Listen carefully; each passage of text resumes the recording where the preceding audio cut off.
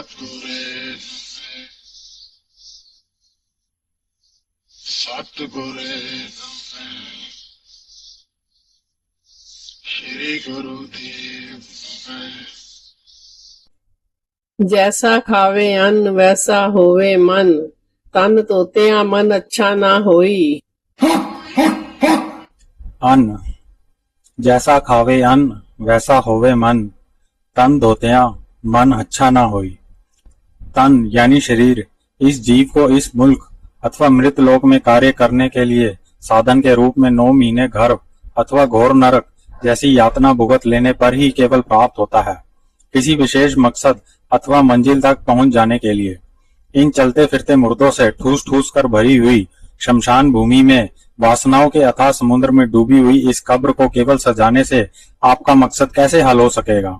इस चलते फिरते मुर्दे को स्थिर रखने का आधार केवल प्राण है, जो आपको रोज का 21,600 निश्चित रूप में प्राप्त हुआ है। अकथ मेहनत करने तथा किसी की विशेष दया से ये दुर्लभ विष्टा का पात्र आपके भाग्य में प्रत्यक्ष हुआ है। अपने विशेष मकसद को भूलकर आप इसे कहीं और कार्य में व्यस्त रखने पर बड़े जुर्माने के भागीदार अवश्य बना दिए जाओगे। पहला तो आपको फिर से ये दुर्लभ जन्म अथवा मौका ही नहीं मिलेगा। दूसरा, अपनी इस गद्दारी का भुगतान आपको घोर नरकों अथवा निचली क्षुद्र निकृष्ट जूनों अथवा कब्रों को रोशन करने के लिए अनंत काल के लिए मजबूर होना पड़ेगा।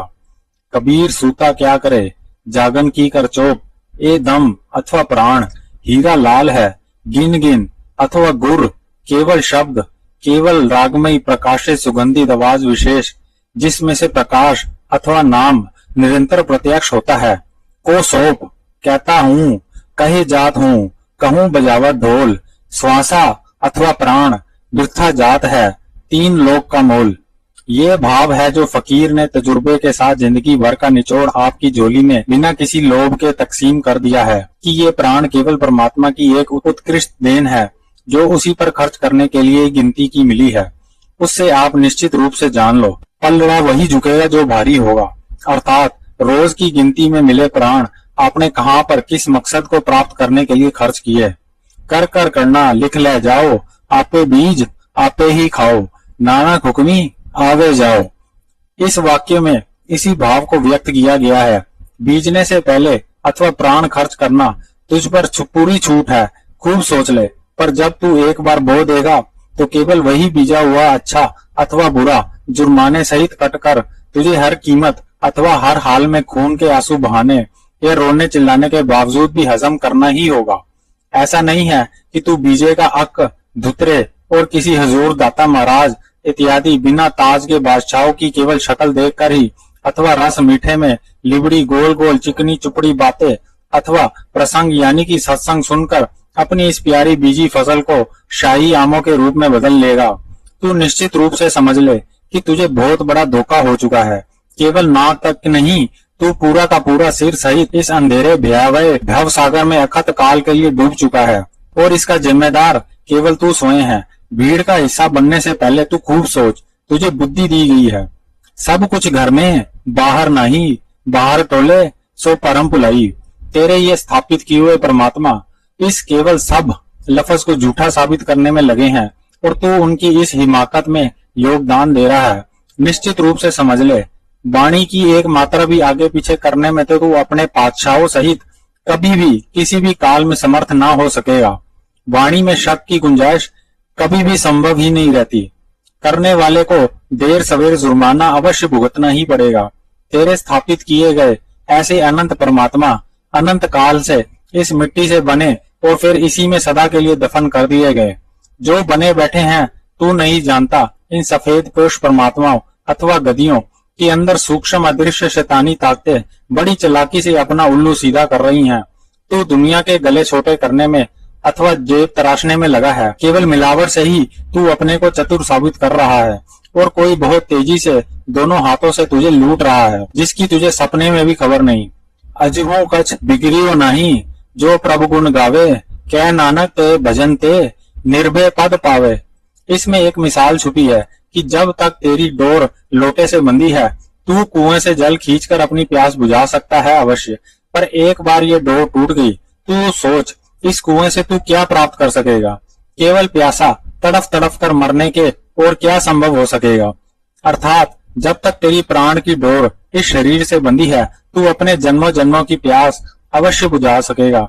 एक बार जब ये प्राण की डोरी टूट गई तो तू सोच क्या कर सकेगा इस कुएं का। सिवाय अग्नि भेंट दफनाने अथवा जल प्रवाह के इससे कुछ अर्थ बाकी नहीं रह जाएगा। कीड़े या जानवर खाएंगे, वो गंध बनेगा, या अग्नि में जलकर केवल राख।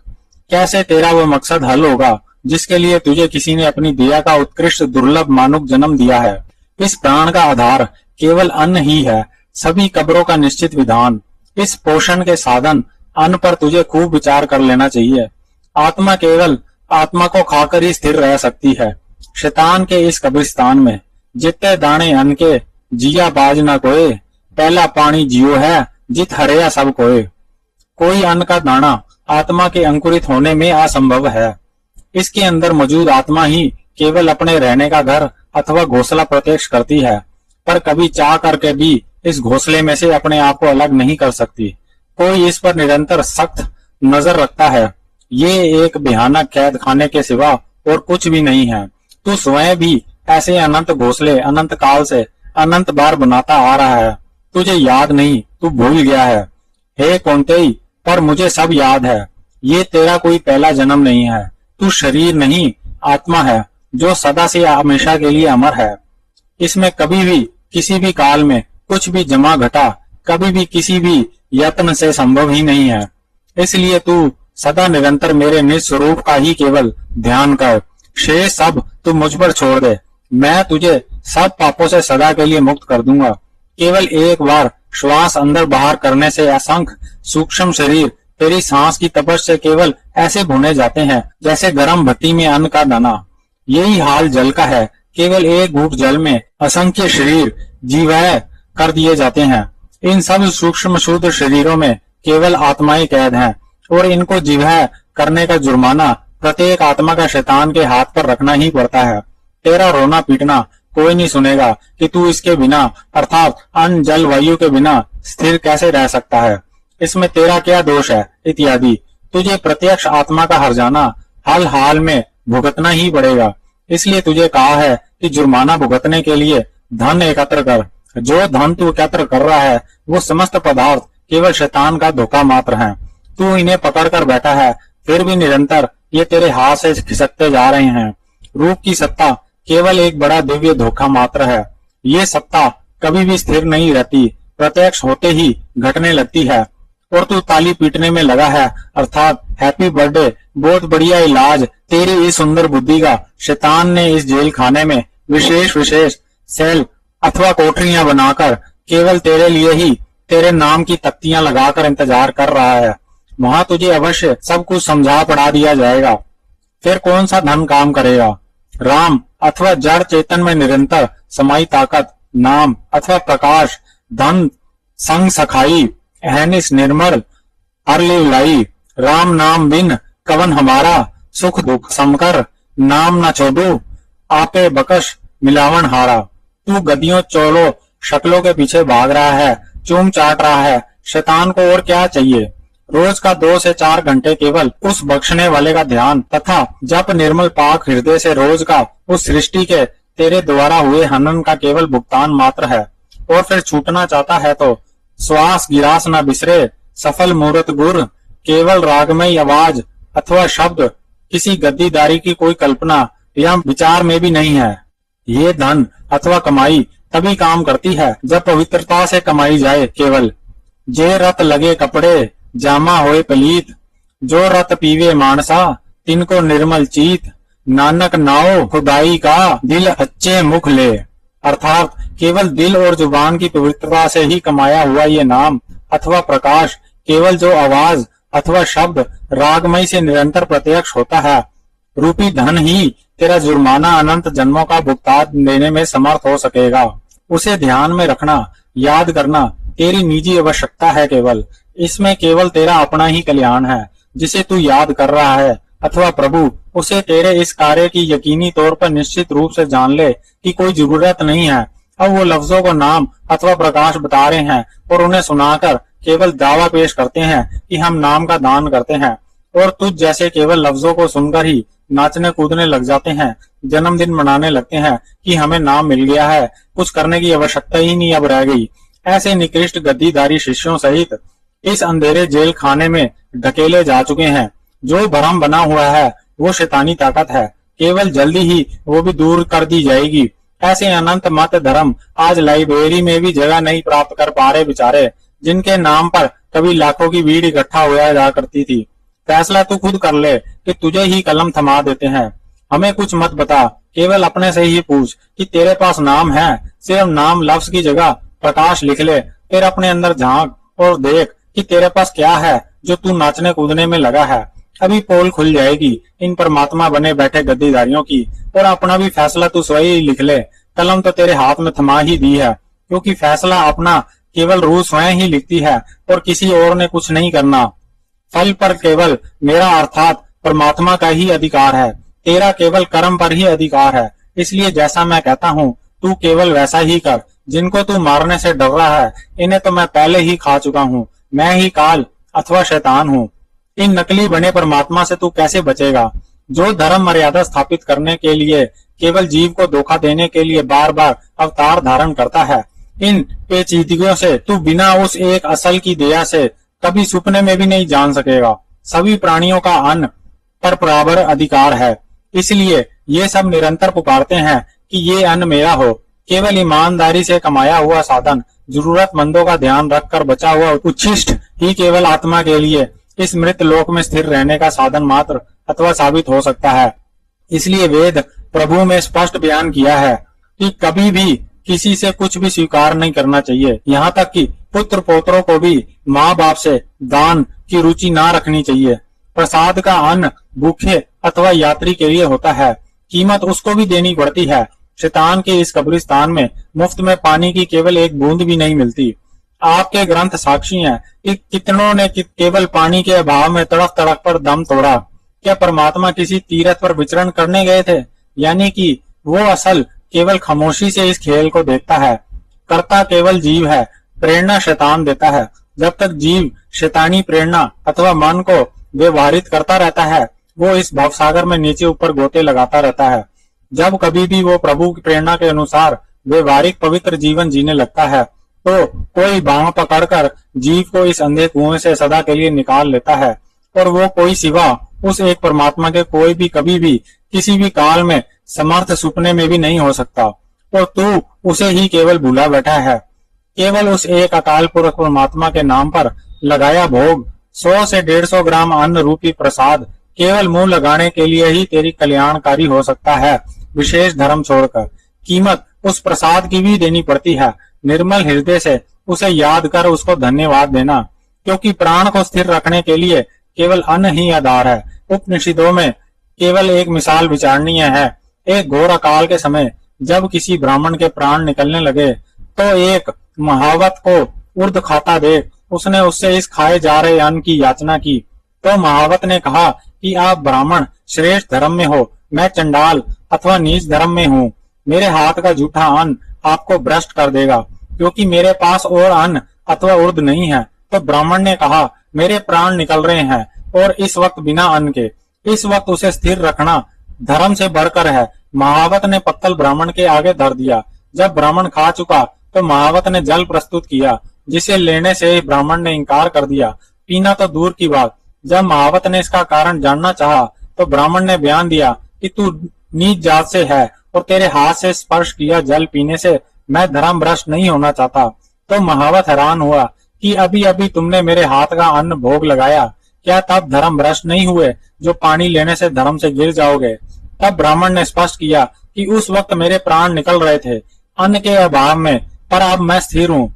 ऐसा मैंने केवल प्राण टिकाने के लिए विशेष धर्म मर्यादा अनुसार किया है, क्योंकि अगर प्राण रहेंगे तो मैं वो कार्य कर सकूंगा जिसके लिए प्रभु ने मुझे श्रेष्ठ मानव जन्म दिया है। जीवन रहेगा तो मैं इसका प्रायश्चित भी कर लूंगा। जब जल तो सर्वत्र उपलब्ध है, इसलिए मैं कैसे अपने इस श्रेष्ठ धर्म से गिर जाऊं। इस मिसाल से गुरु अथवा शब्द केवल वाक्यों की सार्थकता प्रत्यक्ष हो जाती है। अब जो बिना सोचे विचारे प्रत्येक अन्न पर जुगाली करने लगते हैं, प्रसाद इत्यादि के नाम पर उन्हें भुगतने के लिए अवश्य हर वक्त तैयार रहना ही चाहिए। मत्था केवल जहर ही टेका जाता है।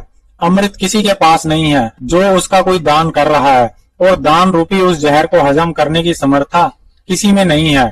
यदि आपका हाजमा कुछ अधिक बढ़िया है तो ये केवल आपको मुबारक है, और ऐसे परमात्माओं से आपको विशेष रूप से सावधान करते हैं जो केवल दृष्टि मारकर इस जहर को अमृत बनाने का धंधा करने में व्यस्त है। ताजुब है, अमृत बनाते बनाते सारी उम्र इस संसार रूपी जहर में स्वयं ही सदा के लिए धुल गए। इन विद्वानों अथवा मूर्ख श्रेणी के का क्या होगा जो अभी भी इन धुले हुए का ध्यान करने में अपने दुर्लभ मनुष्य जन्म को व्यर्थ इस जहर के से भरे अंधे सागर में घोलते जा रहे हैं। फरीदा, कित्थे तेरे मापियो जिन्ही तू जानियो, ते पासे वो लद गए तू अजय न पतीनियो। अर्थात ये कब के तुझे छोड़कर चले गए, तू भला उन्हें पकड़ कर बैठा है, इन्हें कहाँ ढूंढेगा, कौन बचाएगा। इसलिए कहा है, जीवित लो बियोहार है, जग को तुम जानो, नाना खरगुण लाई ले, सब सुपन सुमानियो। अर्थात आखिरी उस मुश्किल की घड़ी से बचने के लिए तू उस एक को केवल प्रत्यक्ष कर ले, बिना उसके तेरा कोई भी मददगार अर्थात कल्याण करने वाला कभी सुपने में भी समर्थ ना हो सकेगा। इस अन्न का आधार केवल जल है और जल का केवल परमात्मा। नारा जमा अयन, नारा अर्थात जल और अयन अर्थात उसमें शयन करने वाला यानी कि परमात्मा, इसलिए उसे नारायण कहा गया है। 85 बार श्री गुरु ग्रंथ साहब में इस लफ्ज का प्रयोग हुआ है, जो केवल उस जड़ चेतन में समाई हुई निरंतर ताकत को व्यक्त करने का एकमात्र साधन मात्र है। वो कोई छुपाकर इसमें कैद नहीं कर दिया गया है कि जो आप लफ्जों को नाम अथवा प्रकाश स्थापित करने में लगे हुए हो।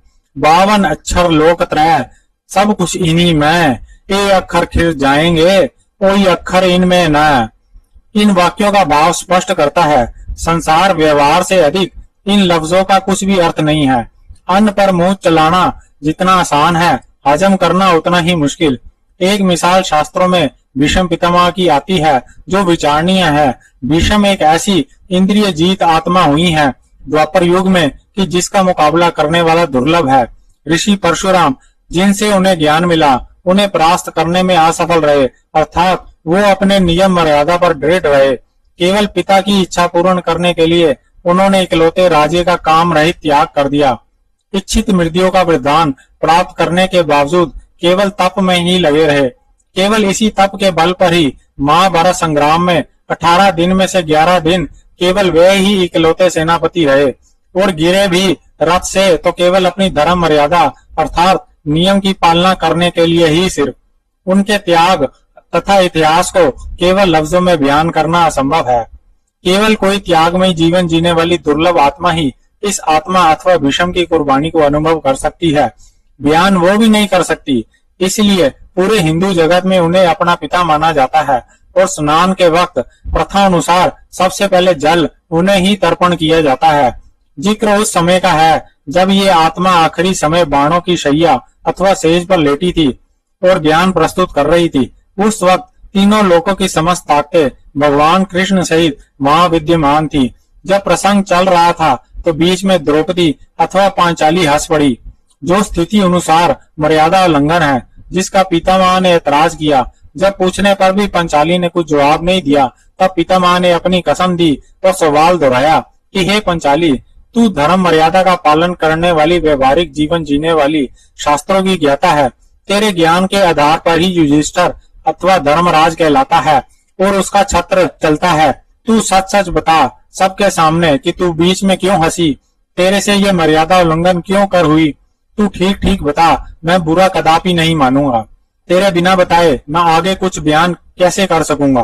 तब पंचाली ने बयान किया, पितामह, आपको इन बाणों की शैया पर लेटे ज्ञान प्रस्तुत करते देख मुझसे उस वक्त राज दरबार का ध्यान आ गया जब मुझे निर्वस्त्र करने का निकृष्ट व्यवहार पूरी राजसभा में किया जा रहा था, और आप उस श्रेष्ठ धरती की राजसभा के श्रेष्ठ सभापति बने बैठे प्रत्यक्ष उपस्थित थे, पर आप उस वक्त खामोश थे। कुछ करने में समर्थ होने के बावजूद आपने कुछ नहीं किया। मेरे बार बार दुहाई देने के बावजूद आपने खामोशी को ही केवल अख्तियार किया, और आज आप शरीर से करने में असमर्थ है, पर त्रिलोकी में ज्ञान बांट रहे हैं। सच कहती हूँ पितामह, इसी कारण मैं अपनी हंसी रोक न सकी और मेरे से उल्लंघन हो ही गई। ये उत्तर सुनकर पितामह कुछ क्षण खामोश रहे। फिर उन्होंने अपना बयान दिया कि बेटी तू ठीक कहती है। उस वक्त मेरा ज्ञान, मेरी समर्था कहाँ चली गई थी। जब कोई अबला नारी, वो भी मेरी ही बहू, पुकार पुकार कर दुहाई दे रही है अपनी मर्यादा को केवल स्थिर रखने के लिए, और मैं खामोश क्यों था? तो सुन बेटी, मेरी बुद्धि पर किसी का पर्दा पड़ा था, यानी कि मेरे शस्त्रों को पकड़ लिया था। कौन मेरे बल को खा गया था? मेरी समस्त कमाई अथवा समर्था कहाँ चली गई थी? तो सुन बेटी, उसका कारण केवल अन्न है। मैंने राज का त्याग कर दिया था। मैं दुर्योधन का आश्रित था। उसके अन्न पर मुझे निर्भर रहना पड़ता था, और दुर्योधन का अन्न दूषित था, जो खून बनकर मेरी रगों में दौड़ रहा था। इसी दूषित अन्न ने मुझे कुंठित कर दिया था। मेरी बुद्धि पर इस दूषित अन्न को से पर्दा पड़ गया था, इसलिए ना मैं कुछ विचार सका और ना कुछ कर ही सका, केवल खामोश रहा। इन बाणों की शैया पर लेटे तू देख रही है ना बेटी कि दूषित अन्न जो खून बनकर मेरी रगों में दौड़ रहा था, जिसने मुझे अपाहिज बना दिया था, सारा का सारा बह गया है। जितना कर्जा इस दूषित अन्न का दुर्योधन द्वारा मुझ पर था, वो सारा का सारा मैंने अपनी जान देकर ब्याज सहित चुका दिया है, और अब मैं मुक्त हूँ। इसलिए अब मेरी बुद्धि अथवा विवेक जागृत हो गई है, और मैं केशव की दया से केवल उसी की ताकत से ज्ञान प्रस्तुत करने में समर्थ हूँ। सिख जगत में एक मार्गदर्शक अथवा उपदेशक आत्मा श्री गुरु गोविंद सिंह जी जब किला छोड़ती हैं, तो समस्त धन सामग्री, वस्त्र इत्यादि कीमती पदार्थ सिरसा नदी में बहा देती हैं। कुछ अग्नि भेंट कर दिया जाता है। सबने ऐतराज किया कि आपने ये क्या किया? इस वक्त धन पदार्थ की कितनी आवश्यकता है? तुर्क अथवा दुश्मन सिर पर सवार हैं। इस धन पदार्थ से हम बोझ कुछ सुधार सकते हैं। जब अधिक विरोध हुआ तो उन्होंने जवाब दिया कि कोई बाप के अपने बेटों को जहर दे सकता है? ये सब चढ़ावा दान का केवल जहर मात्र है। दान पर मुंह चलाने से बुद्धि और बल दोनों का नाश हो जाता है, और इसी मुश्किल सी घड़ी में मुझे केवल इन दो पदार्थ अथवा बुद्धि बल की अत्यंत अधिक मात्रा में आवश्यकता है। ये घाटा इस वक्त मैं कैसे उठा सकता हूँ? और शिष्य सब पुत्र जैसे ही होते हैं, फिर मैं अपने हाथों से उन्हें कैसे जहर दे दूं? ये बयान सुनकर सभी खामोश हो गए, और आगे बचे हुए की कीमत अपनी जान माल सहित खोकर चुकाई। कौन इस सच्चाई से इंकार कर सकता है? गुरु श्रेणी की एक आत्मा ने केवल पेट की इस आग अथवा भूख को मिटाने के लिए 30 साल अंधे और बहरे अंग्रेज अफसरों को एक सिपाही की हैसियत से सलूट मारे, केवल इस अन्न के दान को प्राप्त करने के लिए, जबकि गुरु के पास सब समर्था थी। गुरु का सवाल था कि क्या चाहता है? कहने लगे नाम चाहता है, तो फिर तेरे लिए मेरे पास कुछ नहीं है, अथवा पेट भरने के लिए अपनी कमा और खा। जबकि अर आए साधु के लिए उन्हें जरूरत के सभी पदार्थ अथवा अन्न सहित प्राप्त होते थे, लेकिन नाम चाहने वाले शिष्य के लिए कुछ नहीं था। यही कारण है कि नाम की दीवानी आत्मा ने 30 साल नौकरी करी। उस आत्मा ने, जिसने पांचों महाभूतों को जीते जी पार कर लिया था, केवल नियम मर्यादा में रहने के लिए इस पेशे को अपनाया। इसलिए हाथ जोड़कर पालथी मारने से पहले सोच लो, जब तक अन्न का दाना गले से ऊपर है आप बादशाह हो। एक बार ये गले से नीचे उतर गया तो आप बादशाह नहीं गुलाम हो इस अन्न नाम के दाने के। वो नचाएगा और आपको सिर नीचे और पैर ऊपर करके नाचने के लिए अवश्य मजबूर होना ही पड़ेगा, निश्चित रूप से। जरा सोचो उनका क्या बनेगा जो आंख बंद कर केवल मुंह चलाना ही अपनी खानदानी पेशा समझते हैं। साथ ही इनका भी फैसला लिखो जो दृष्टि मार कर केवल आज जहर को अमृत बना देते हैं। इन धर्म के ठेकेदारों का क्या बनेगा शैतान के दरबार में बेचारे। आखिर ऐसी दुर्लभ दृष्टि विशेष का इलाज तो करना वांछनीय ही है। इस दुर्लभ कार्य विशेष को अच्छी तरह से संपन्न करने हेतु निश्चित रूप से दृष्टि का विकार रहित होना आवश्यक ही है। यकीनी तौर पर प्रत्येक काल में चतुर विद्वानों पातशाहों विशेषों। Food and the power it holds over human life. Human life is a rare and precious gift. The body is obtained after immense struggle and is meant to fulfill a higher purpose, not merely to satisfy worldly desires. Every breath is valuable and each day brings a limited number of breaths that gradually carry life toward its end. Therefore, every action should be performed with awareness, because whatever is sown through thoughts, words and deeds must eventually be reaped. Food is not merely a means of sustaining the body. it has direct influence on the mind and character. As the food becomes, so the mind. Pure and honestly earned food nourishes wisdom, while impure food clouds judgment and weakens moral strength. The quality of what is consumed affects not only the physical health but also spiritual awareness. For this reason, food should be obtained through honest labor, consumed with gratitude, and shared with those in need. Material wealth, status, and external appearances often create an illusion of success. People spend their lives decorating the body and chasing temporary pleasures while forgetting the true purpose of existence. Everything that appears permanent eventually fades away. Wealth slips from one's hands, beauty declines, and worldly achievements lose their significance. Only righteous actions and spiritual earnings remain valuable when lives come to an end. True spiritual progress does not come from outward rituals, impressive appearances, or blind devotion to self-proclaimed spiritual authorities. It arises from the purity of heart, sincerity of speech, and a constant remembrance of the divine. The real treasure is the divine light within, which cannot be obtained through empty words or superficial ceremonies. It must be realized through inner discipline, honest living, and devotion. Human life is sustained by breath, food, and water, yet food is far more than a means of survival. It shapes thought, influences character, and affects the ability to distinguish right from wrong.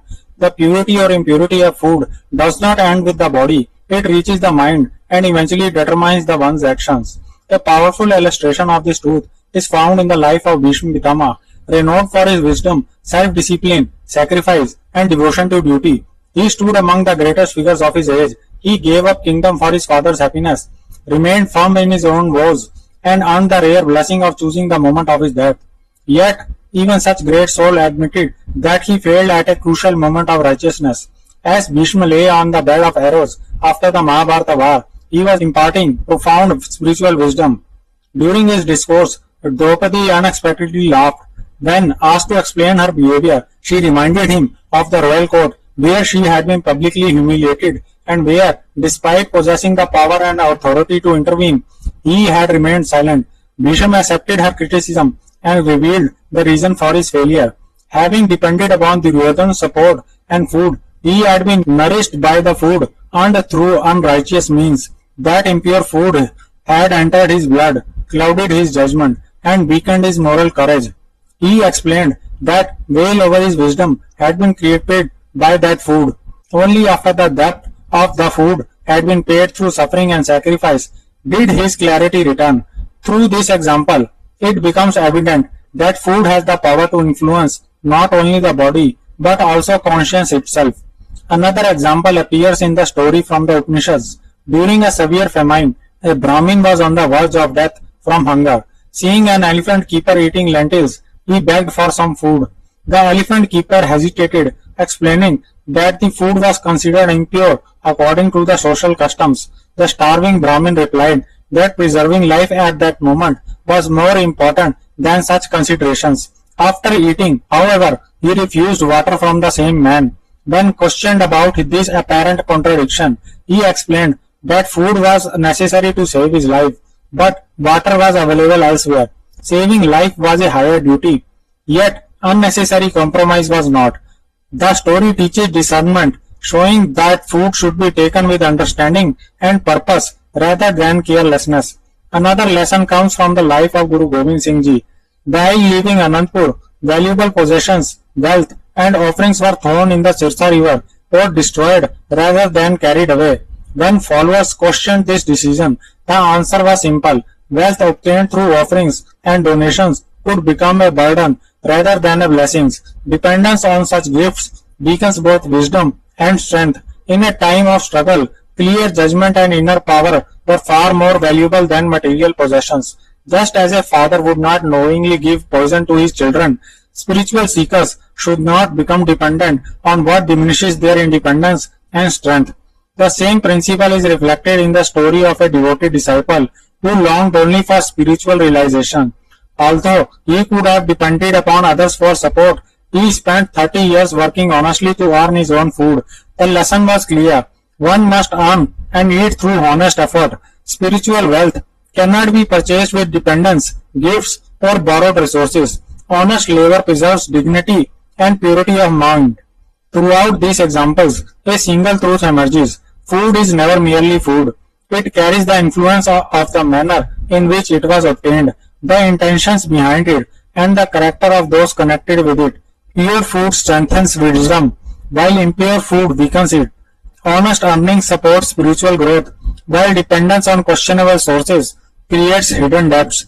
Therefore, every morsel should be accepted with awareness, gratitude, and responsibility.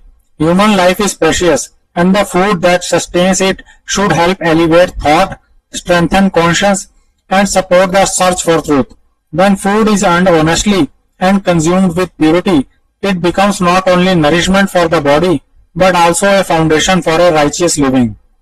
Life in this world is temporary, and every living being depends upon food, water, and breath. Yet these necessities should remind one of the Creator rather than increase attachment to this material world. Honest effort, self-reliance, compassion, and remembrance of God provide true strength.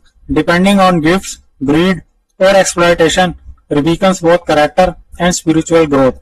The greatest responsibility of human life is to recognize the divine presence and live according to the truth. A pure heart, truthful conduct, and a constant awareness of God become a form of spiritual wealth that accompanies the soul beyond this world. All other possessions remain behind. Thus, food should be respected not only as a physical nourishment but also as a force that shapes thought, character, and destiny. Human life should be spent wisely, with every breath dedicated to the righteous living, spiritual awareness, and remembrance of the One who is the source of all life. In this way, life fulfills its true purpose and attains lasting peace. साथ संगत जी, यदि कुछ जरा सा भी कम रह गया अथवा बढ़ गया है तो हम दोनों हाथ जोड़कर नतमस्तक आपसे क्षमा प्रार्थी हैं। अतः कृपया क्षमा प्रदान करें और बख्शने की कृपालता करें। धन्यवाद। सृष्टि में सदा ही कोई एक विरला, दुर्लभ, मर्यादित, महाजीव विशेष विद्यमान होता ही है। अतः हम उस महाप्राणी को दोनों हाथ जोड़ नतमस्तक सदा ही नमस्कार करते हैं। सतनाम रमैया, रमैया सतनाम है।